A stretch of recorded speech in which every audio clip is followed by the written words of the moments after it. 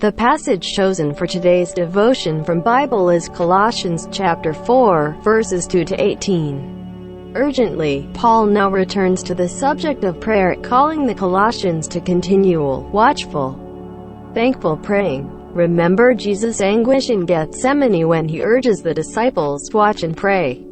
Perhaps there's some anguish here too, as Paul specifically asks their prayers for his own ministry, not that he be set free but that the message might be set free with clarity, and that outsiders might view us and hear us as messages. 2. The goal is to bring out the best in others in conversation, not put them down, not cut them out. Paul concludes with a roll call of 10 names. What stories must lie behind each? Some are listed elsewhere, like Tychicus and Aristarchus, who are long-standing companions. Some names shine out, like Onesimus, the runaway slave, who is now called a faithful and dear brother. And Mark, once rejected by Paul, but on his way to become a gospel writer.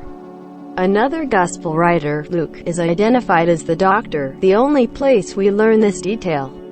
Epaphras, who was singled out earlier, receives the longest description, as a wrestler in prayer for the Colossians.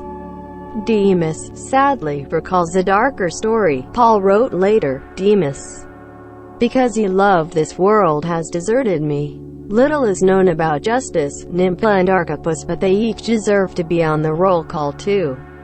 In God's kingdom, no names will be ignored, and sometimes headlines will be taken by the least likely.